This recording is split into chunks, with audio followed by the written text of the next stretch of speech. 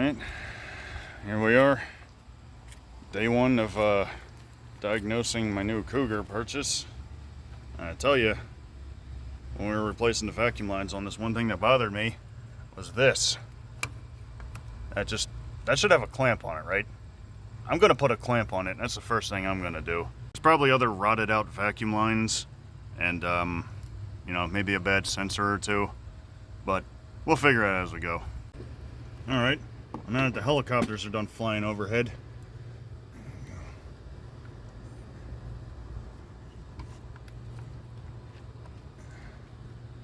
yeah, I mean, I don't know much about these engines, but I'm pretty sure there's supposed to be a clamp here.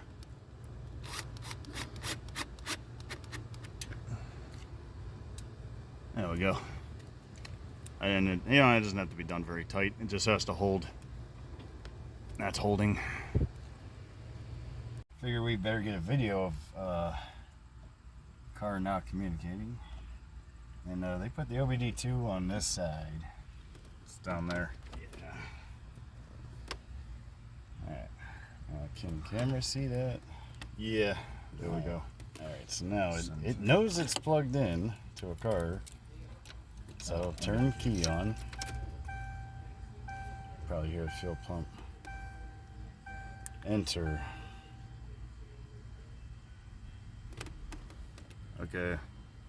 So linking to vehicle. Now it's going to do this for a little bit and then it'll give up. Yeah. There we go. Linking error. Yep. Now, that's what we kept getting every time we plugged in. Verify ignition is on. It is. Check if it's scan's connected. Yep. That's connected. It's as connected as it's gonna get. Alright. Alright, so I'm gonna exit and then unplug it. Now, there's gonna be a power terminal, a ground terminal on the other end, I guess the female end. There's gonna be, I can't remember exactly which one it is. One is gonna be 12 volts all the time. One's gonna be a dedicated ground. And I think another one should be 12 volts when switched on. That's probably the one that's broken. The one that's 12 volts switched on. I had a similar problem to a red 2000 Chevy S10. Okay. I had to make a jumper wire that went to the terminal that was for power to make it communicate. And you're going to see if you can do the same thing here? Yeah. Just going to see. Alright. First, test the terminals themselves. You can barely see this. You got to like get on the ground out here. Yeah. I don't see the cameras. Alright. There was a cover and it fell off. Yeah. So Ford stuck it there.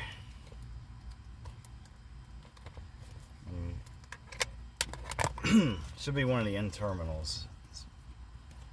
Set that to direct volt. Actually, first test for ground. Set it to make the noise. If it makes noise, the ground is connected. Yep. You have a good ground.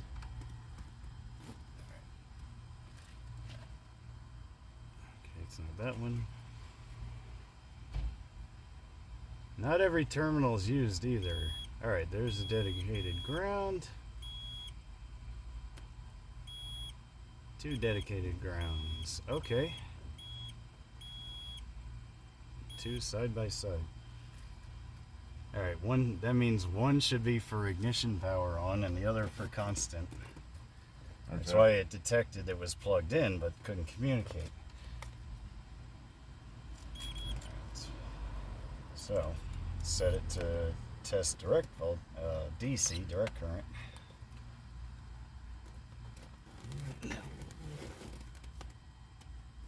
Okay, so now I made this test rig. Plugs into a 12 volt outlet.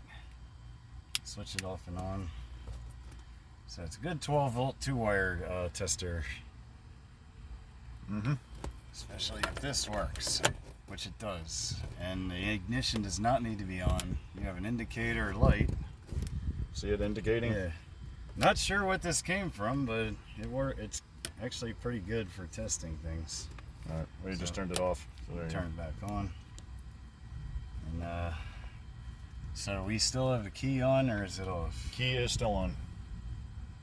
Alright, so I'm gonna go for make sure I have a good ground, because this is the ground side, white. And red is, of course, positive. Alright, so I'm trying to look for the 12 volts. Hang on, truck.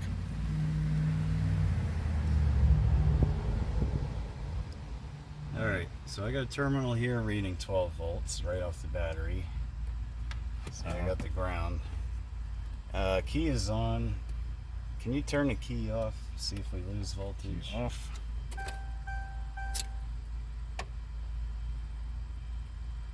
Alright, so that looks like the full-time battery voltage. We go to the other terminal. There's only 6 terminals used on this car. Alright, so I'm getting a tiny amount of voltage here. Turn the key on. Yeah, I gotta turn the key on. Alright, that is a communications terminal. I'm getting a very half a volt. Alright. This is 5 volt. Oh, here's the other one, a 5 volt reference. This is it right here on this terminal. Okay. The next available terminal, 65 millivolts. You probably can't see the display. I can, but yeah, you're gonna have to read it off. Yeah, this one's only saying 65 millivolts, which is another communications terminal. Right. Communication wires don't have to be high voltage. No, they're going to be low, very low.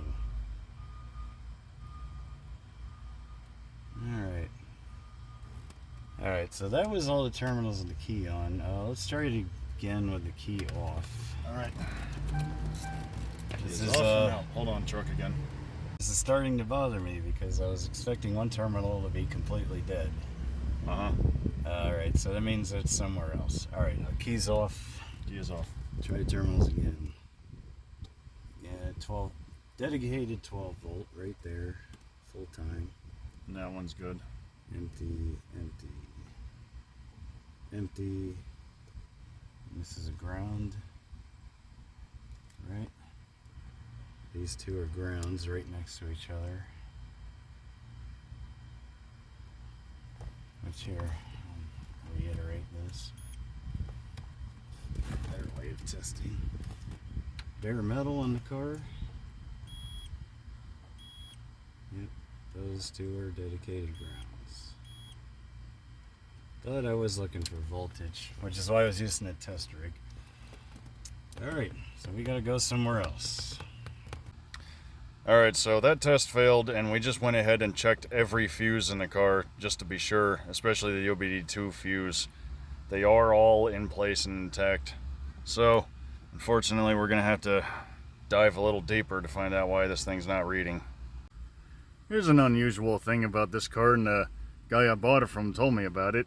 The factory tint at the top was faded, but the guy he bought it from had letters across the top of the windshield that protected some of it from fading. And if you can't read it, it's backwards in here. It said Spider-Man across the top. And then there's like a little half a spider shape right there. So this car already has a name? Spider-Man? I don't know. A Cougar named Spider-Man, that doesn't seem to fit. I'm not gonna stick with that. So we're taking a break on the OBD2 wiring. Actually, we took a break for a while because this is just one of those freaking hot days where the sun just beats you down, and I am already nice and sunburnt. A car driving by over here.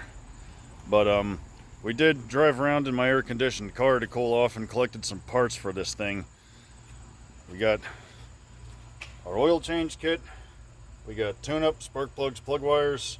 And another thing we suspect is wrong that we tested off camera, the idle air control valve, which I had to buy the gasket separately. we tested that by unplugging it earlier and running it, and it stopped surging. It wasn't idling correctly, but as soon as we plugged it in, the RPMs jumped up to 2,000 and started surging. So I just bought that on a whim, and if I don't need it, I can take it back. That's the beauty of that. But yeah, first thing we're gonna do is just try changing out that idle air control valve and see what it does, which means I have to undo my new clamp that I just put on. Actually, the first thing we're gonna do is reinstall this battery hold down, which we found was in the glove box. It was not holding the battery down like it should be. So first thing I'm gonna do is reinstall that, then get to that idle air control valve.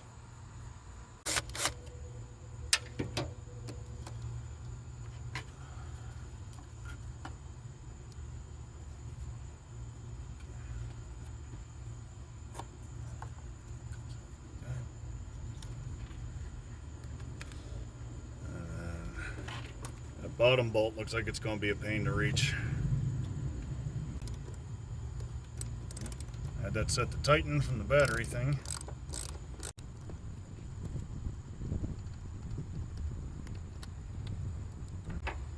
Doubt I'll be able to just get a socket on that, but I'm going to try anyway. No, actually it looks like the short one will reach better. I got a long and short 8mm.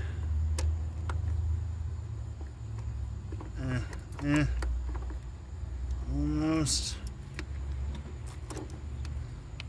No. See how all this goes. Come on.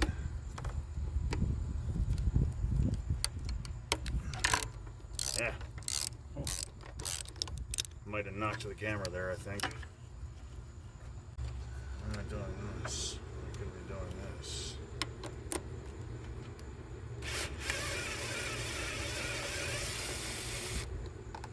Definitely out.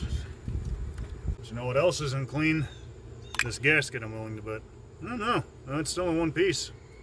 But who knows how old that is?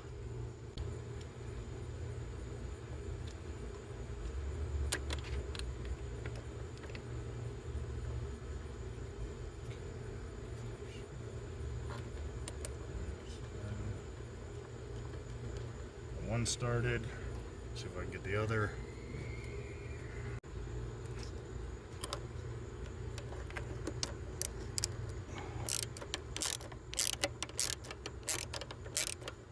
Everything in the world in the way of this one bolt up here. Looks like it should be easily accessible. Yeah, not going in straight, it's just floating all the way in.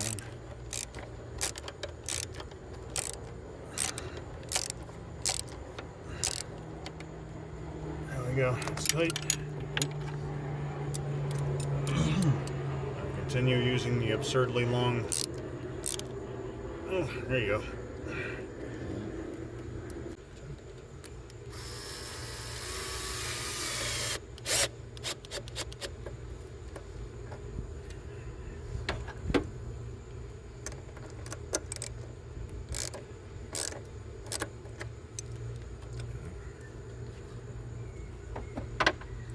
Alright, let's see if that does anything. This does.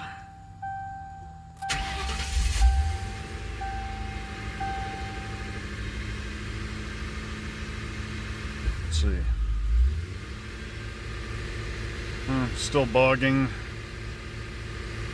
Still idling high. It's coming down now. Come on, get warmed up.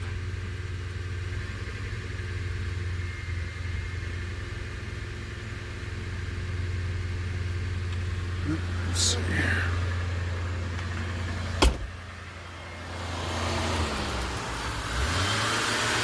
Oh, there it goes.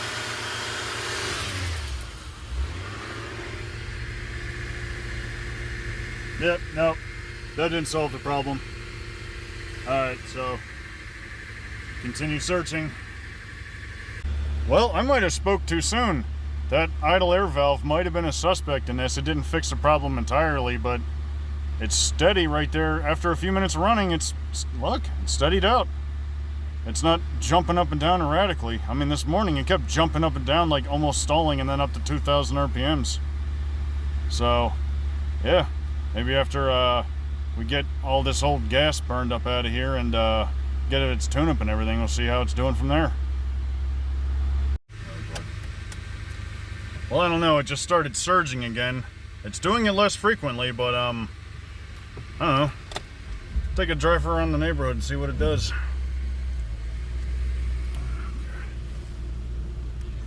Looking back, being safe. Being very safe. It's surging a lot less. Okay. Let's see. I've never done this before. I've never filmed and recorded. Or never filmed and recorded. Never filmed and drove at the same time. Let's see. In fact, I'm going to hand it over to my cameraman here. Alright, still not completely happy, but it's not like out of control surging. Oh, there we go. It's surging a bit now. Let's see if I put it in neutral. Yep, there it goes. Okay. Come on back down. Back in gear.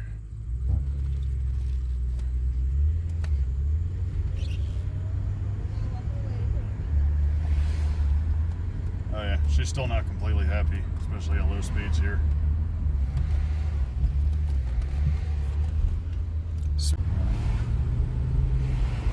Well, it's responding a little better. Still getting service engine light flickering. And the door ajar light is still on. Oh, speed bump. Okay. Now we're on a really smooth road.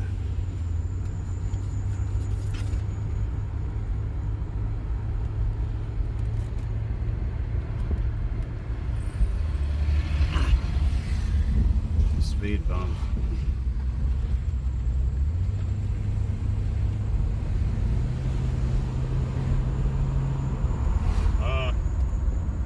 Speedometer wasn't working. Oh good, now they don't know how fast they're going. Okay. Stop sign. Dude, oh, it is. I don't know, the Speedo seems a little wacky here. I know it starts, it doesn't move up until 10 miles per hour like the 93 does, but I swear I'm getting it above 10 and it's, look at this. Yeah. Oh. Yeah, something might be wrong with the speed sensor. So, we don't know exactly how fast we're going now.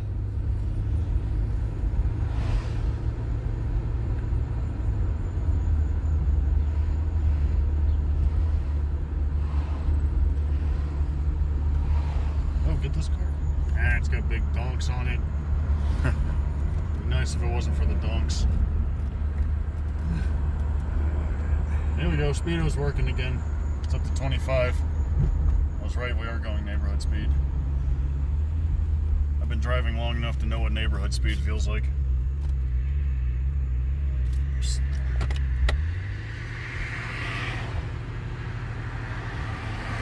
Got a long line of traffic to wait for.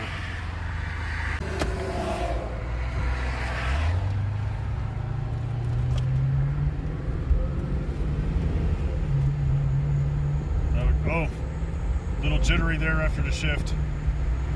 There we go, now it's picking up better than it did before.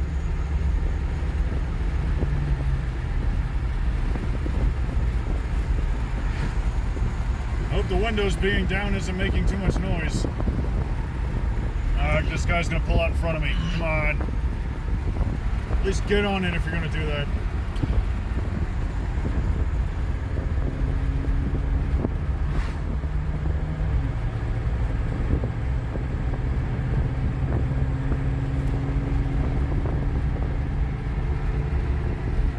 Yeah, she's steady. Get it up to speed, she stays steady. You let off the throttle though, it starts decelerating. It starts losing speed kind of hard. Okay, there we go. Now it feels like the throttle's going wacky. Or to idle air.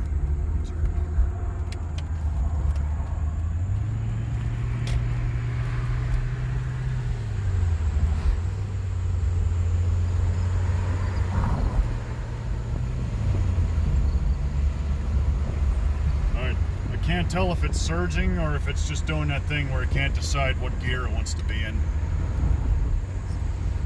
Apparently that was the thing with these transmissions.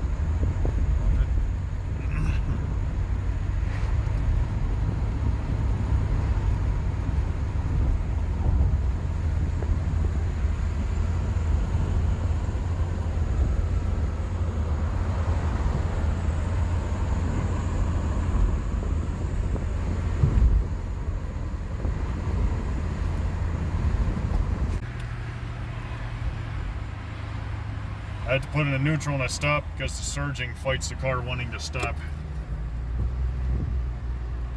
Fights, yeah, I got the engine fighting the brakes when that happens.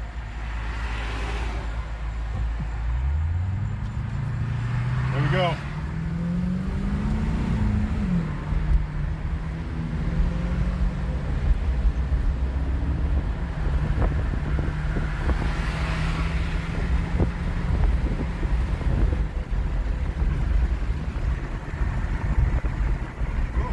The fastest I got it up to so far.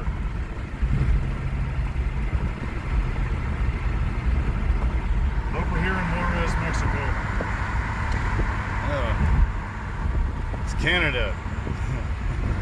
Wherever, it's just not the United States where we live. Yeah. Alright, now let's turn back into the US. Alright, hold on. I'll cut that part out. Okay, now let's turn back into the US. We got our passports and everything. We got our passports and everything. Morning. Whoa, what is this guy doing? Film him. This guy just cut over in front of everybody. He's so important in his freaking car. A white SUV. I almost called it a Mercedes, but then I saw it wasn't. Came from the left side. Out-of-state driver. Out-of-country driver, I should say. It still feels funky at low speed. Feels like it surges and the engine wants to fight the brakes. Yeah, she's not happy at low speed, but at high speed it's feeling better. Wow.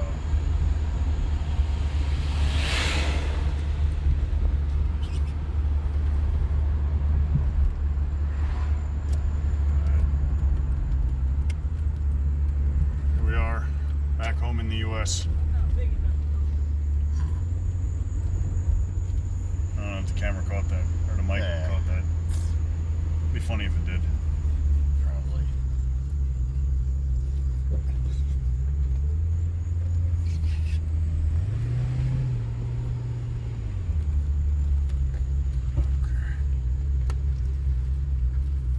Yeah.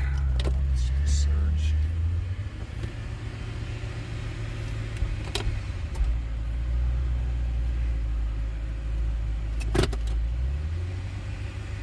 Yeah, it's still surging. Not as badly. So, off camera we did the oil change. We also drove it around a bit, burned up some of the gas in it. Bunch of fresh gas. So, it's actually running better. It's surging a lot less. It's still not completely happy though. I'm not sure that idle air control valve did too much, but we're gonna go with it for now. Another thing my brother noticed is, it's too much sun. This battery terminal right here, he doesn't like the way it's set up. Look, you can, let me focus. You can see insulation right there where it's crimped together. And like most people do, I'm willing to bet this is way too tight on here. So, he's gonna remove the battery while I get started on the tune-up. I'm gonna record the oil change or any of the other thing because that's not very interesting, but I'm gonna record the removal of these plug wires for a couple of reasons. One, if you look closely at them, where does it say? If you follow these actually, right there, upside down, 1997. These are factory pieces right here. Factory plug wires. So, and they've been known to come apart when you try to remove them. The boots just crumble. So, we're going to try to remove them as carefully as we can. We're also going to assume the spark plugs are also from 1997 and treat them as such. Some of you sharp-eyed Ford guys out there might be noticing that the plug wires are going underneath of the alternator here. The previous owner told me that when he was trying to fix this car, he had the alternator replaced, and whoever replaced the alternator decided to bury the wires underneath instead of using the factory brackets here that were made to have keepers on them and hold the wires in place and not between the alternator and the engine. I have no idea why he would do a thing like that. Why anybody would do a thing like that is beyond me. So I'm gonna get started by removing this tube, and then I'm gonna, as carefully as I can, remove these 26-year-old plug wires. I'm just gonna cut the ones that go underneath of here instead of removing the alternator. That's way too much work, and I'm not saving these plug wires. I'm gonna just cut them. I have new wires. No one should have to rely on 26-year-old plug wires or spark plugs that are also potentially 26 years old. Alright, the camera seems to be picking it up well. Look how sun faded this box is. It's been in the store for so long, waiting for me to come one day come and buy them. That's crazy.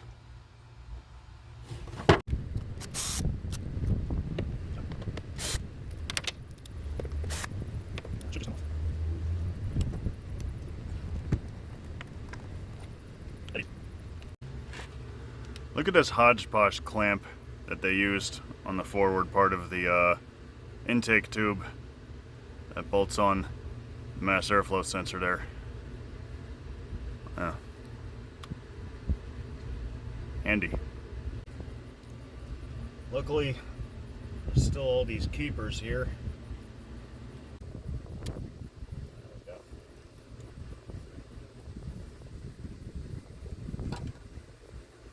I'll just start with the number 1 plug wire that goes from here, right here, to the number 1 cylinder. I guess I got to get it out from the, that's not bad looking. Ah, there's some old residual dielectric grease still on it. Good, that's a good sign. Alright, get this out without breaking it, let's find out. Very carefully, directly up on it.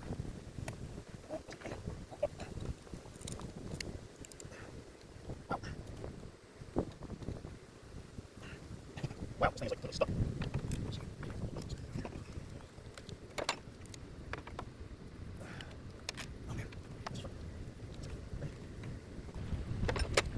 No room to grab this. Nope.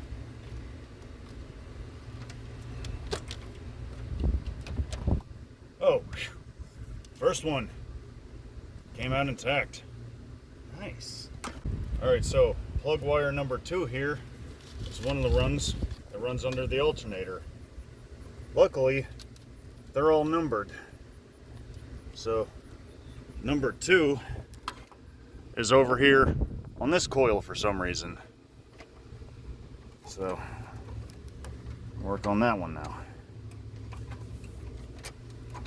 I'm going to remove spark plug number 1. I don't know if these have ever been done. Oh wow, that came rather easily. Nice. Couldn't ask it to have come out any better. Guess somebody may have been in there already.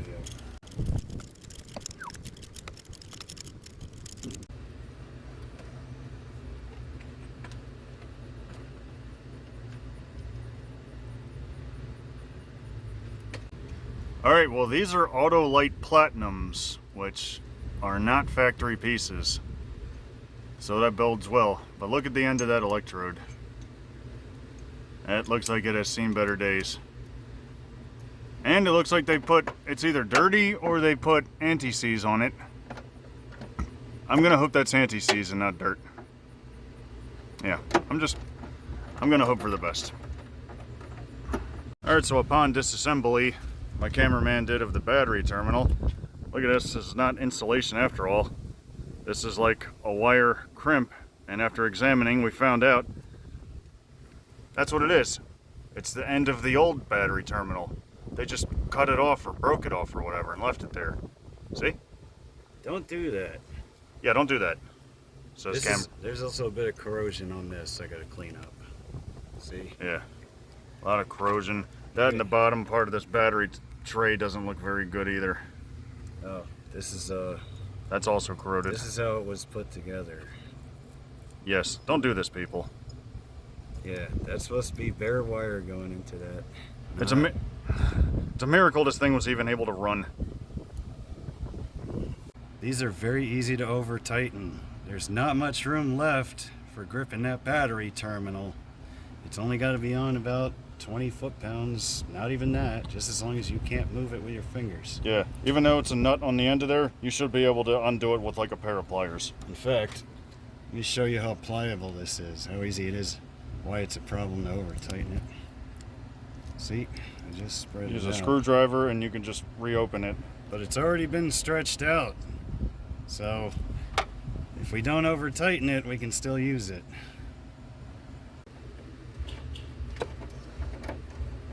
Huh. PCV valve came up out of the way, but there's no problem. That came out. Also, really easy. Was I wrong about these plug wires? It's not bad for 26-year-old plug wires. 2 for 8 so far. Got wire. Pull out this end. Always remember to put a little anti-seize on your threads. Just a little bit. This might be overdoing it. And another little pro tip for someone who's not a pro, if you got a little bit of rubber hose like this, stick your spark plug on the end of it.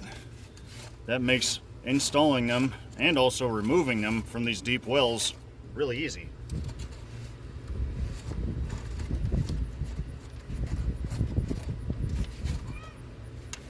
Stick it down in there, start twisting.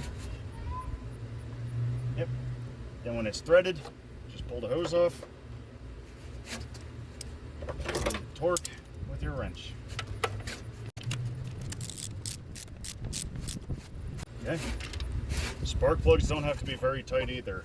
It's a common misconception. There's a lot of things that don't have to be very tight on a car when it comes to hardware.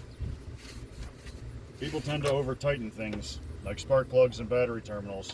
They only just got to hold it. They don't have to be super tight.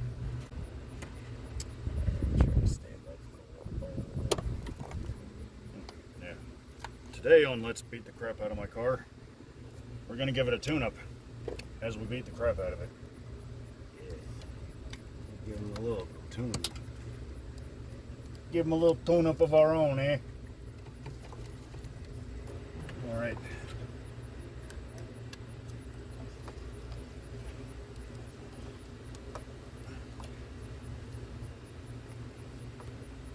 All right. I guess that's in there. I don't know. I didn't feel that satisfying snap.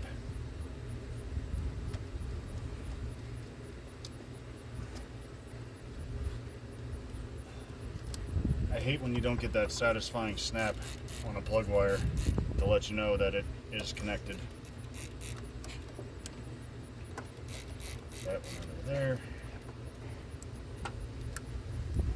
Onto this. There, again, dielectric grease. Not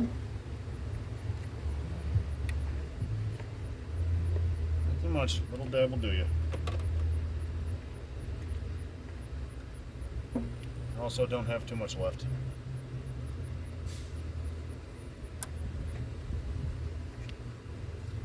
Alright. Going easier than I could have hoped. Spark plug number 2 out. Still set to tighten. Alright. That came about as easy as the other one. I can probably turn it by hand. Yep.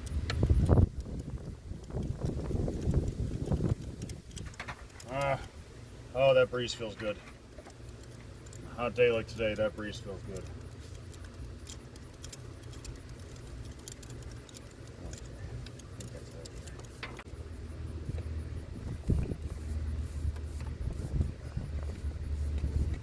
Pull that spark plug like a pro. Looks like it's got a bit of oil on it. But then again, when we first saw this engine, the whole top of it was pretty oily. So yeah, it's gonna need a good detail.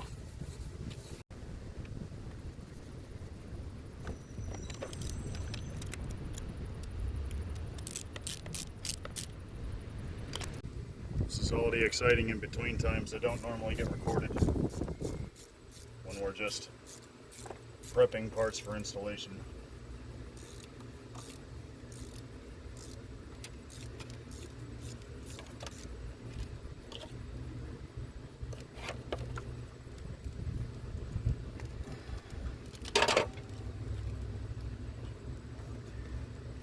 It's in there.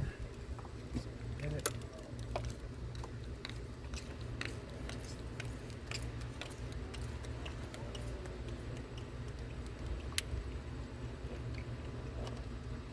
So first wire that's going to be kind of just draped over the engine because I'm not exactly sure how this is supposed to be when it's fully dressed, but once I get it together, I'll figure out how to keep it neat with all these. I have extra keepers, so I'll be able to figure that out. Why do I keep snapping that back in if I need it apart? Alright, wire number 3 looks like another simple one. It's just from here to cylinder number 3 on this side, which I'm not even sure if it is cylinder number 3 or not. I'm going to call it that because that's what number is on the plug wire. Makes sense to me.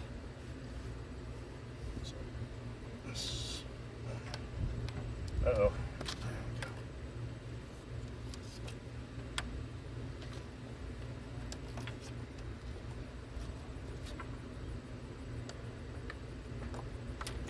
Keep pulling the PCV valve back out. Alright. Alright. I had to have misheard when it comes to these plugs. It's the third one that just came out. Nice. Oh, good. Wow. I thought I was kind of dreading doing this because I heard that these can be a pain. I don't know if those people are just wimps or what, or if I'm just that lucky. Then again, I did just score this car for $450, so maybe I am that lucky.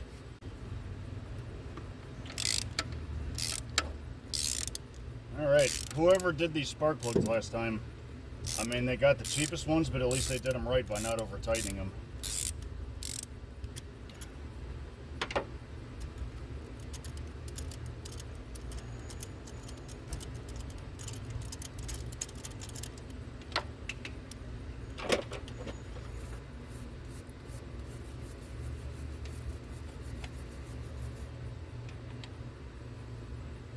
Spark plug number 3.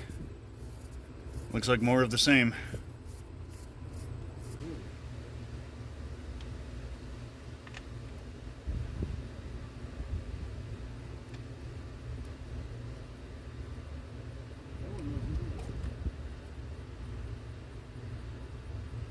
No, think not?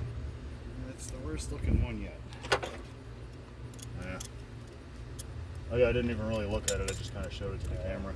Yeah, it's a little dirtier. Probably misfired a few times. That could have been the misfiring culprit. Well, didn't really feel like it was misfiring too much, just maybe when it was bogging. Bad octane. Bad gas, no octane.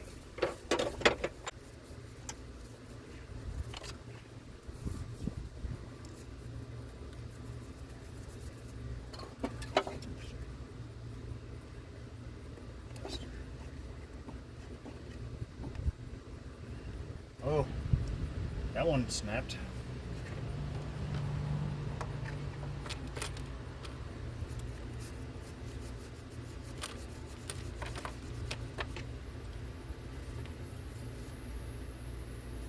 And this one went up.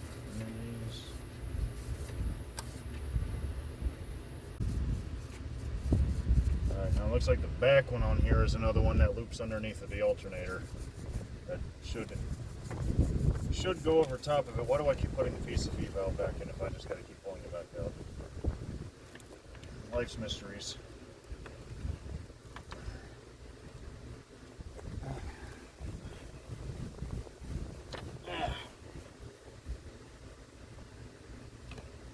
and make these easy to reach, especially this one.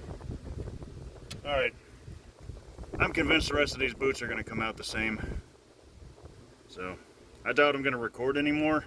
I might turn the camera back on if one of these does break, because I heard from some people doing old plug wires on these things, if they break off inside of that well, that's pretty much going to be your job for the rest of the day, is digging out all that bad rubber, blowing it out with the, you know, air compressor or whatever.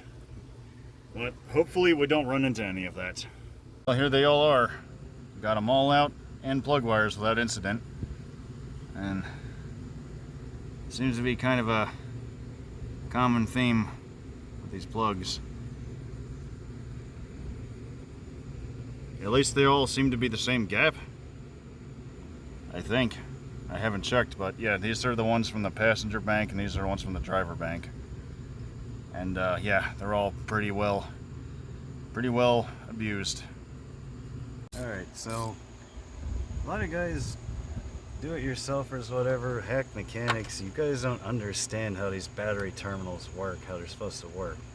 Now I cleaned this all up and everything, got all the corrosion off. Now look, I can still move that. Now look, tighten it just a little bit. I can still move it a little bit. Tighten it a little bit more. Now I can't move it, you're done. Just stop, alright? As soon as you can't move it, you're done.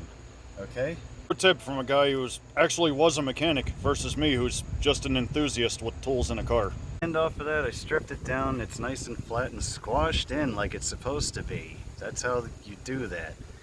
Now, since this is almost needed to be replaced, I'm going to show you what you're supposed to do. Ooh, yep, there you go. That's good. Battery's good. Now, I can still move that. Alright, let me get the wrench. Alright, tighten it. I can still move that. Oh, got a little bit tighter, but yeah, a little bit harder to move. Alright. Just like the other one. A little bit. Okay, alright, a little bit more. I might have to crush this one. This was already stretched, like I said earlier. There, I'm done. Alright? And look, there's supposed to still be a gap right here when you're done. Oh, no, wait. oh, almost there, though. Almost there. But really, you should be able to undo it with a pair of pliers in a pinch. Yeah, this does not need a ton of torque. It doesn't. As soon as you can't move that by hand, you're done. And remember, there's supposed to be a gap here. If you close that gap, you ruined it. Now you gotta get another one and start over. Alright, so we're getting back to diagnosing this OBD port, and we're chasing our tails. It doesn't make any sense. All the wires have the desired voltage they should have. The battery is charging like it should.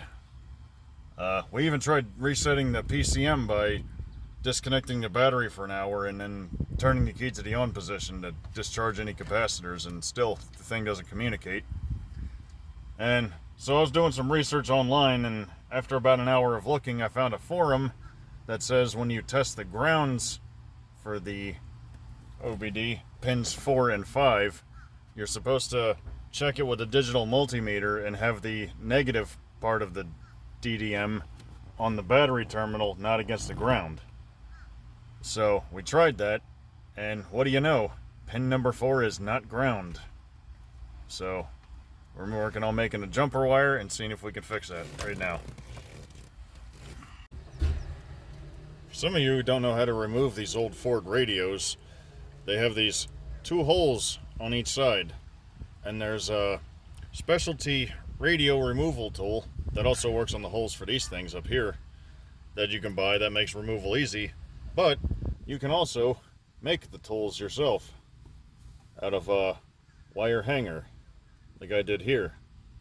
And you just got to bend them into a shape like this so they can fit into the holes. And see if the camera can pick this up. A notch near the end of these with like a file or a Dremel. It'll kind of help grab when you put it in. So what you want to do is put the things in the holes like so, and it should just go in and immediately should feel some resistance about a 1/4 inch in. You push them in just maybe a 1/4 inch more beyond that, pull outward, and there comes the radio. just like that.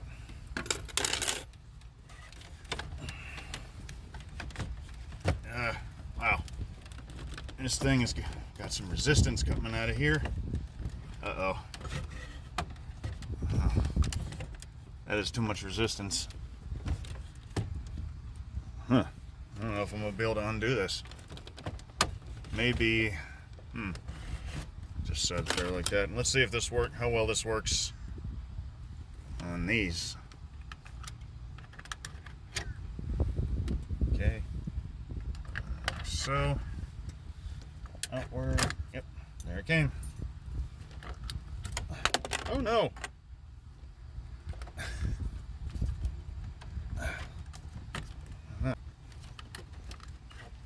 Yeah, that's what happened. One side released and one didn't.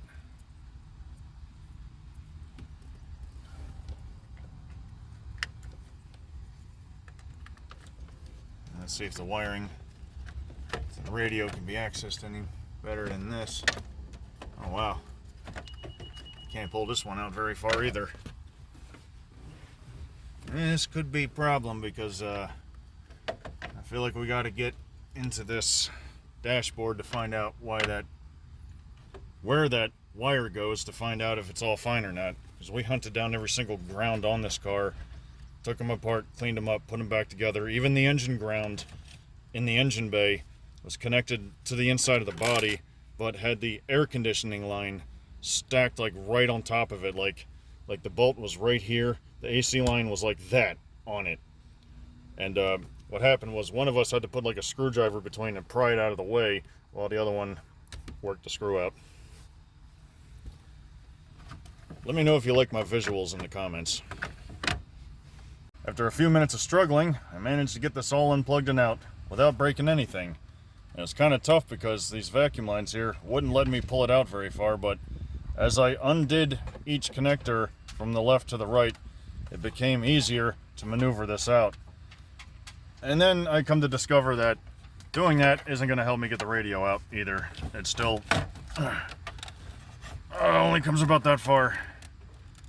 Oh man, I hope we can find out what's hanging it up, because like I said, we're going to get into this dashboard and find out why it doesn't want to. My next trick is to see if I can get this out of here. Maybe that'll help. Oh, another thing I never mentioned was a plus about this car. Focus. Never smoked in. Ever. Even the cigarette lighter is clean. Like it was never used. Alright, so another 10 to 20 minutes of struggling, and I found out why I couldn't get the original factory radio out was because this little clip here was grabbing right here, and you just had to get it out and maneuver it up, and then I pulled it out enough to undo, you know, the wire harnesses here, and then there's the antenna hookup. And in the meantime, I got the cigarette lighter and ashtray out. It was kind of a fight to get these wires and everything apart, but got into there, and here cameraman is working on getting this end of the dashboard apart so we can start to figure out where that bad ground wire goes to. So figured something interesting out here. Oh, there I go, banging on the table. This is the ECM from the Cougar. We freed it from its spot inside the passenger compartment, and we found it is a reman. I think that's very interesting.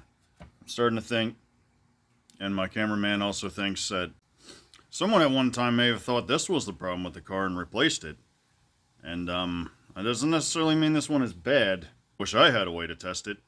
But I'm going to do some research online. I got to look up this, see if I can learn anything from these serial numbers and whatever this means. I don't know if you can read it, but at the very top, there's like a stamp. It says EEC reman. Let me see if I can focus the camera. Okay, that's the best I can do. Right there it says EEC reman. It's easier to see with your eyes. And then there's a bunch of letters with someone used a marker with the, that's not helping. No, sorry. Nah, it's just reflecting light. They marked M next to them, whatever it means. So I'm going to do some research online and see if any of this stuff means anything. See if this is the correct ECM for this car, or if it at least is, you know, good for it or not. Okay, so upon searching these numbers, we found out something. That second line there, F7SF12A650AB, is the part number of this vehicle. And when we searched this, we searched Ford control module and typed in that serial number, and what we got were results for showing that it is for a 1997, a lot of them said 97 Ford Thunderbird, but that's a good thing because the Thunderbird and Cougars of this era were basically the same car. I can't imagine they would make the control modules that different. And I tried searching up 97 Cougar engine control modules, and as for those last two letters that said AB, supposedly those are the engine designation for what this control module is. And I kept getting different results on that, so... But the first one that it came up when I searched just this part number, it said 1997 Ford Thunderbird 4.6 liter engine control module. So I'm going to trust that this is right. This is the right part and it will work. It's like we said when we tested the ground terminals on the OBD port. The ground through the PCM was working. Number 5 pin. The number 4 pin chassis to the ground, that one wasn't present. Which, upon taking apart the wiring all around this, my cameraman did find another ground bus terminal that had some corrosion on it. We've been finding grounds and ground bus terminals all over this car that are dirty, and we've been undoing them, cleaning them, and putting them back together. So I'm hoping against hope that one of these is going to make this computer read again, so that this thing will finally release its mysteries to us, and we will find out what's wrong with it. Plus, I will be able to get this car through inspection. Because if I cannot get this car through inspection, I'm just going to go with my old plan and use it for parts to restore the 93. But for now, the 93 is still for sale. Still working on the center console here. He's still working on the wiring. Got the center console here, and what is this? Is it drugs? What do we got here?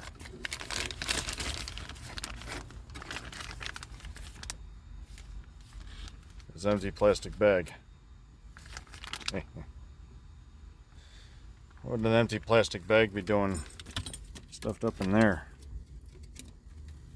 It was right there. What would an empty plastic bag be doing stuffed up in there? Oh yeah.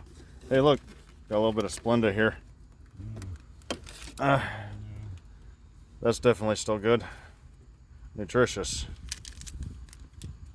7-Eleven.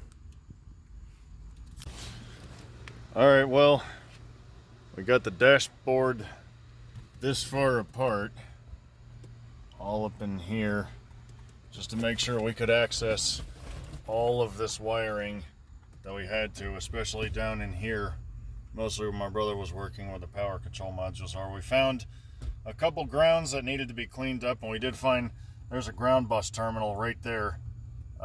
Clean that up. There's a few more that we're going to look for. We're going to look for and clean every single ground. We put it back together. Unfortunately, the code reader is still not communicating, so we're going to end day 3 here. Sort of defeated men, but we will return to this. We're not giving up yet. So be ready for part 2 of trying to fix my new Cougar and get it through inspection before I can start really doing what I want to do with it. And I'll see you next time.